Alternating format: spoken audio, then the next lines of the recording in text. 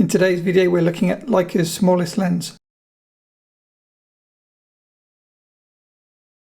Join me and I'll tell you everything you need to know about this lens and whether or not it'll fit your camera, whether it's a Sony, Fuji, Leica or otherwise. Let's take a look. Hello, welcome back, Matt from MrLeica.com. I have a huge pile of cameras in front of me in preparation for this video, and I'm hoping to make it as value add as possible and tell you everything you need to know in the shortest amount of time. So just to recap, in this video we're going to look at the Leica Elmar 50mm or 5cm f3.5 lens, and also its kind of Russian clone, which is a Industar-10 lens, but I'll also look at the Industar-22 and the Industar-50. In addition to that, I'll tell you which cameras this lens is compatible with and which cameras it's not compatible with, and whether or not you're safe to collapse the lens, things like that. So I'll make two separate videos after this video, one on just the Elmar, one on just the Industars. But this video is hopefully more value add, and I'm looking at the Elmar versus the Industar head to head. Which one should you buy? An Industar, which is 5 times cheaper, or the Leica because you expect the Leica to be better? You may be surprised by the results. So let's get started. So as I already had the Leica M6 out from the last video, I'll use it here for display purposes. This is how small the lens is we are looking at today. Pretty impressive, right? As I say, this is called a Leica Elmar 5cm or 50mm f3.5. If you can see that. Now this is how small the lens is when it's collapsed, but when you want to use the lens, you need to extend it. So to extend the lens, you pull up and twist. And if it will focus, now that's what the lens looks like kind of in operation when it's in use. Now, as you may guess from the look of this lens dates back to way before the Leica M6. It actually dates back to the early 1930s, and it's the first interchangeable lens ever made by Leica. Now, if I just switch the lens over, the camera that you're more likely to see this on is this. This is a Leica 3, which you've probably seen many times in this channel before, or a Barnack Leica. I won't dwell on that too much because I'm sure you know what they look like. And of course, with the lens collapsed, it makes the absolute ultimate pocket camera. I just love the size of this. Now let's quickly just do some myth busting. Is this the smallest lens you can get for a Leica camera? The answer is, I believe, no. The smallest lens, as I understand it, correct me in the comments below if I'm wrong, is the MS Optical 35mm f3.5 lens. And then if you exclude MS optical lenses, I think this is the smallest, followed by perhaps the Leica Hector 28mm f6.3 lens. I don't have that lens, so I can't measure it up side by side, but I've looked at lots of images online to try to gauge it, and I can't find any measurements online either. And from kind of all my reading, when this lens is collapsed, this is the smallest Leica made lens. Hence the title of this video. But there is a Russian clone very similar, which is the same size, I think, or almost the same size. Where is it in my pile of things in front of me? This, if I put this on the original camera, now this is a Soviet copy of a Leica Elmar, but it's not the earliest one. So here we have a Leica with the Leica lens. Here we have a Leica clone with a Leica Elmar clone lens. Almost, I'll tell you more details in a second. So, on the top we have the Industar-50, and then in the background we have the Elmar 50 3.5. Both of these lenses, if you're not aware, are 50mm f3.5s, and they pretty much do the same job. And I'll cover more on that in a second. We'll look at head-to-head examples, Industar versus Elmar. If you're wondering what these red things are on the end of the cameras, look back at yesterday's video. I did a video on the camera straps that relates to these. So before we look at the Industar versus the Leica, let's just go through some of the questions which you guys send me the most. Questions like, does the Elmar fit on a Leica M camera? I have a Leica M camera here, ready to go, and I'll show you. One thing that I should have probably pointed out earlier on in this video, this is a Leica screw mount lens. L39, and then the Soviet copy is called an M39, but they're more or less the same in kind of simple terms. Because it's a Leica screw mount lens, you need a Leica screw mount to M mount adapter before you can attach it to your M camera. With the adapter attached, there's the lens now mounted onto the Leica M240. And then the question I get most often is, can this lens be collapsed safely onto the Leica M240? Answer is yes. like so. Look at that, amazing. For anybody that likes pocket lenses, this is your lens. So myth number one, can you collapse it on an M camera? Yes. Now, be aware, it doesn't work perfectly on every M camera. If there's nothing on the camera body here, then it should work without any problems. If, however, the M camera you're using has a frame select indicator, such as, try not to drop this, such as on the M6 here, if your camera has something sticking out on the front of the body, there's a chance the lens will catch the front of the body. I'll try and demonstrate it here. It will work on the Leica M6 and other Leica M film cameras, but it's not totally perfect. So as you can see, and as you saw at the start of this video, it mounts okay, and it's on, and that's okay. Now the problem you've got is, this is going to be difficult to show on camera. Look at the lens focus knob, and then look at the frame select indicator, the black thing underneath, and look how close they are. This can hit, if it's not at the moment, it's going over it, but occasionally it will hit the front of the camera and then like jam. So basically don't force it, and it should work. You just need to kind of look at what you're doing, and if the kind of the lever's sticking back a bit, it's going to hit your frame selector. So I guess in summary, you can use on like M film cameras with some caution. You can use on like M digital cameras that don't have anything on the front with less caution. Obviously some caution is probably always useful. Now, as this channel has quite a few Leica CL shooters, the question I also get is, will it fit a Leica CL? The lens, when fully extended, will fit the CL, but it will not collapse fully. I'll risk my camera for the benefits of you guys, and I'm trying to carefully wiggle it in. Right, that's as far as the lens will go in on a Leica CL. What about if you're worried about it getting knocked and it damaging the inside of your camera? The best thing you can do is use a rubber band. Know roughly how far it will collapse safely. Pull it out a little. Put a rubber band then around the lens. So I recommend you get a nice elastic band on this and do kind of a neater job, so not to kind of deface your nice Leica. But in simple terms, what it does is it stops the lens collapsing, and so then you never need to worry about your internals of your camera getting damaged. Now, being a screw mount lens, this will also fit other screw mount cameras. Now, if you've not seen previous videos, I've already covered cameras like the Canon Model 7 and the Voigtlander Bessa L and the Voigtlander Bessa R. Let me just show you the inside of the camera, see if you can see. Right, hopefully you'll be able to see. If you look at the inside of the camera, can you see the silver on the kind of the internals of the camera? That's where the lens has hit the inside of the camera in the past. So again, I'll do it for display purposes. The good thing is you can't hit your shutter because the inside of the kind of lens housing is shaped as such so that it hits the inside of the camera and not the shutter. I can't get the band off now. Okay, band off. So with the band off, you can collapse it as far as that. On a Voigtlander Bessa R. Now it looks completely collapsed, but there's a little gap, and that means it's now hitting the inside of the camera. So the best thing to do again is back it up to say maybe that, and then put a band around it, and again that will stop it hitting the inside of your nice camera. Now the same may be true for your mirrorless camera, whether it's a Sony or a Fuji or Micro Four Thirds.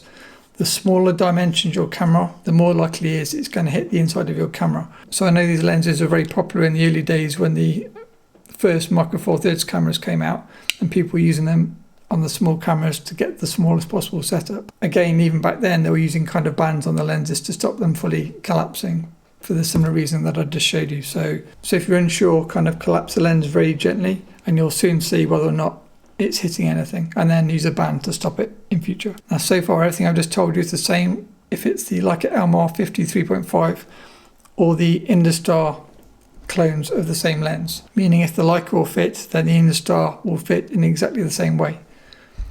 But there is a but. So let me show you. I found this out by accident, and then other people have written to me since and found out the same problem themselves. Okay, so here's the Elmar back on a Leica 3 camera. Now just look at the front of the camera for a second.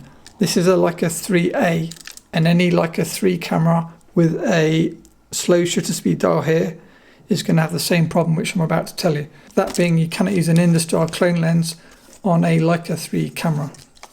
Let me show you why. I'm just piled up with cameras. Before I show you, let me show you the difference. Here's an Industar lens on a camera which it was designed for, and there's nothing on the front. You see, there's no kind of nothing sticking out of the, meaning there's nothing sticking out on the front of the camera. So the lens can rotate freely and not hit anything. Cast your mind back to a few minutes ago with the Leica 3 camera. Remember, we've got the slow shutter speed dial on the front. This is where the problem occurs. So any of you with a Leica 3 camera, it can be a Leica 3F, Leica 3C, Leica 3A, Leica 3B, whatever. An Industar lens will not fit your Leica 3 camera because it hits the slow shutter speed dial, which is a real shame because in most other aspects the lens is the same as the Elmar. I'll tell you a bit more on that in a second. There is a way around it. Well, there's two ways around it. Try to make some space. The first way around it is if you own a Leica 3 camera and you've just bought an Industar and the Industar doesn't fit, you could sell the Industar and buy the Leica Elmar design for that camera, and that of course will fit. Option 1. Option 2, if you really love the lens, you can buy a Leica 2 camera or a Leica 1 camera. Leica 2 cameras and Leica 1 cameras have a patch on the front and no slow shutter speed dial. Again, I can link some previous videos if you've not seen those already. I've talked about these a lot on this channel. And then because there's nothing sticking out on the front of the camera, now the Industar can attach and work correctly without any issues. So there we have a Leica 2F red dial. And you see, because the front is flush, the lens can rotate and obviously fits okay with no issues. Now any true Leica fan will think, well, why would I put a crappy Industar lens on my nice Leica when I can get a nice Leica lens? And so they'd probably sell the Industar and buy a Leica Elmar lens. I'd say word of warning, wait for the results of the shootout in this video before deciding whether the Elmar is better than the Industar. You may find that you want to pick up a Leica 2 camera and keep your Industar lens. So that's coming up. Now before we look at the Elmar versus Industar shootout, I'll quickly cover the accessories you can get for these lenses. Both of these lenses are the same dimensions, meaning they take the same accessories, which is quite useful. I guess to backtrack slightly because I've skimmed over a lot of the details which I'd normally say, but I'll do those in the specific lens reviews at a later date. One point to note, the Elmar is obviously the original lens designed in the early 1930s. Followed that was the Industar-10 lens, which is a Leica Elmar clone, but it's not quite a clone. The body of the Industar-10 is the same dimensions as the Elmar 50 3.5, i.e. the same height, where the Industar-22 and the Industar-50 are slightly larger. So the Industar-10, 22 and 50 are a Leica Elmar clone in terms of barrel design, but they are a Tessar optical clone in that the optics are based on the Tessar design and not the Leica formula. Now I took some photos to kind of do my research before making this video, but I'll show you on camera as well. The Industar-10 is the same size as the Elmar because that's the earliest Industar. Next came the Industar-22, and then after that came the Industar-50. This is an Industar-50, this is the Elmar. And now I don't know if you can see, if you can't see properly on camera, I'll bring up a photo, it's slightly clearer. The Industar-50 is slightly taller, and so for that reason the Elmar is the smallest of these lenses, of these two lenses, but it should be the same size as the Industar-10. And then as I say, because the dimensions are otherwise the same, both lenses take the same 36A push-on filters and 36mm push-on hoods. So just to point out, mixing it up a bit, Industar lens, Elmar hood. And there you can see the Elmar push-on lens hood on the Industar lens. So if you can't find a hood for your Industar and you're looking for one, just search for Elmar hood and you'll find one. Same goes for the filters. And then if you've used some of the similar older Leica lenses, you'll know that you can get close focus adapters. Now I don't have the correct close focus adapter for this lens. I believe there is one, but I haven't done enough research to know which one it is. But I do have a screw mount close focus adapter. This is called a Nuki Hessam close focus adapter screw mount. I've done a video on this already, so I'll link it below. Just to very quickly point out, you can mount an Industar lens onto the Nuki Hessam, and you can mount the Leica Elmar 50 3.5 onto the Nuki Hessam, but you have to basically just jam it in. It's not designed for, they're not designed to go together, but I have used them successfully together, both on film, as you can see here, and then also for digital, and you'll see that in the shootout, because I thought it would be more useful to see kind of close-up detail of the results of these lenses. And with that said, let's look at the test results. So for this crew kind of shootout test, all photos are taken with the Leica CL digital camera, which is a 1.5 crop APS-C mirrorless Leica camera, for those of you not aware, with the lenses wide open at 3.5, because for me that's the kind of true test of a lens. So first you see a photo of the Industar taken with the Elmar.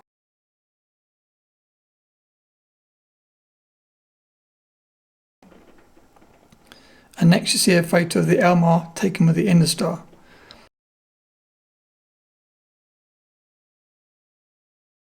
Now, as you can probably see, the Industar, to my eyes, is sharper and has better contrast. And then in terms of lens flare, I shot the lenses at my ring light, which I use for kind of model shoots and YouTube videos, things like that. You can see there's more flare on the Elmar again than there is on the Industar. And so I think the coating on the Industar lens is really helping it perform potentially higher. Now, in terms of lens flare, I should probably give a bit more detail. I'm trying to summarize it as much as possible, but equally I need to tell you some information, otherwise bits are going to be missing. Early copies of the Elmar 5cm 3.5 and the early copies of the Industar were uncoated lenses, meaning if you kind of hold them up to the light, there's no blue sheen. It's more like a white sheen or white reflection on the front of the lenses. Later lenses were then coated. Now, these lenses don't seem to be particularly blue on the front, but from checking the serial numbers, this is a later version of an Elmar lens around 1951, and by that point I think they were coated. And this is a red PI copy of an Industar-50. Industar-50 was the last version of the Industar lenses, and if you see a red PI on the front of an Industar lens, that shows that it's a coated lens rather than an uncoated lens. It's a bit more complicated than that, but in extremely simple terms, if there is a red N, it should be a coated lens.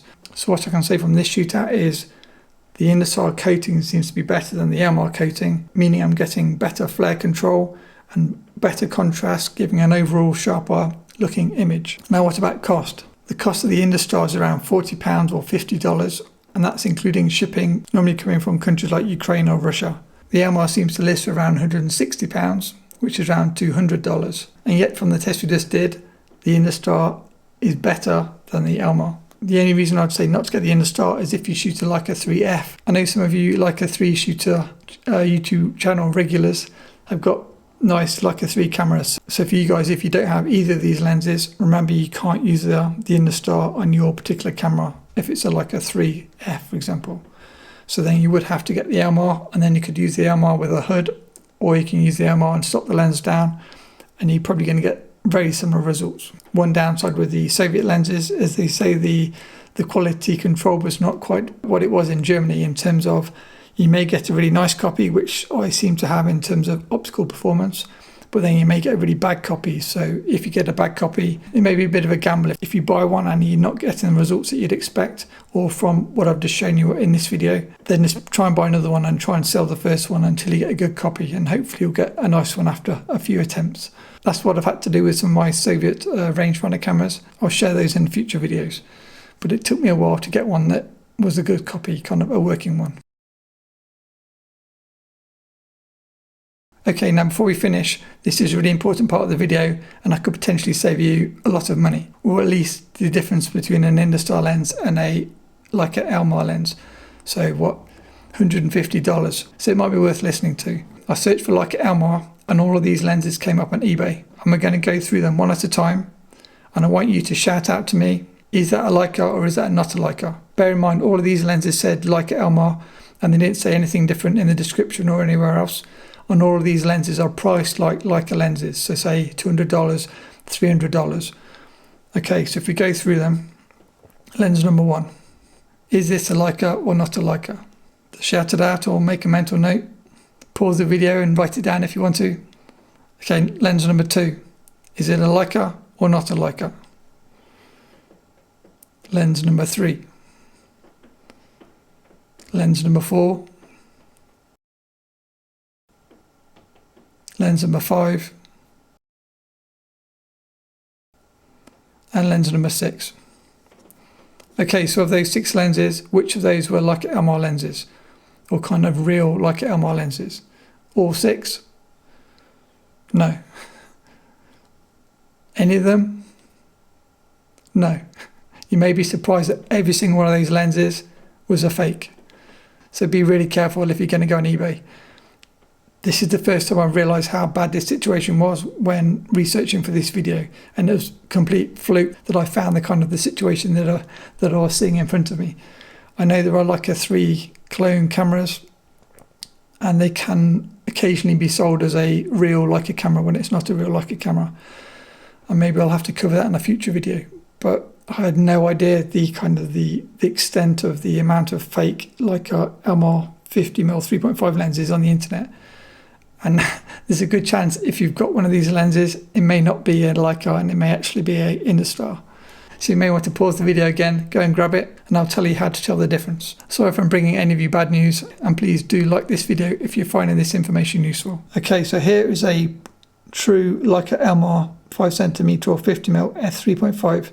How can you tell if this is a real Elmar or not real Elmar? Here is a real Industar clone lens.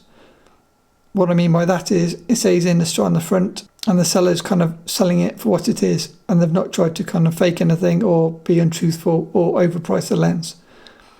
How can we tell what is a Leica and what is not a Leica? Now, from my own knowledge and then from doing additional research today, Leica lenses always have, as far as I can understand it, a serial number stamped onto the aperture ring here. I'll try and crop the video so you can see it better. Can you see the little the number on the kind of brass coloured ring? The number should be stamped on the brass coloured ring, or if it's an earlier version, it'll be stamped on the inside on the black. If you see a serial number stamped on the base here, or on the side, or anywhere different, that's a fake. In terms of the aperture ring, see the metal tab here. That's how you turn the aperture on these lenses. On an Elmar, it's kind of a flat, square kind of metal lever, you call it, with a black line down the middle. The Industar has a knurled aperture ring. So if you see no number in the middle and a knurled ring around the outside, that is an Industar, not a Leica. If you see a ring around the middle but no number and the number on the side here, that is an Industar. Often a lot of the Leica fakes have engraved writing. So it'll say Leica, but it'd look like it's been drawn on a bit freehand.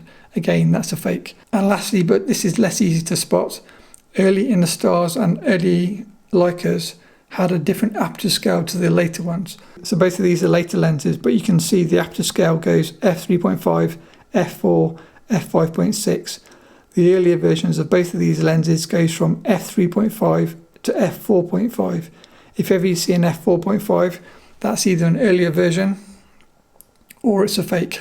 And so the fact that many of the examples I found had the 4.5 aperture, they had the handwritten kind of like a writing on the front, and there's no serial number, or they had the knurled aperture ring, or they had the serial number on the side, or the easy ones to probably spot if they come in crazy colours, like I showed you in a couple of those examples, they will all probably be fakes.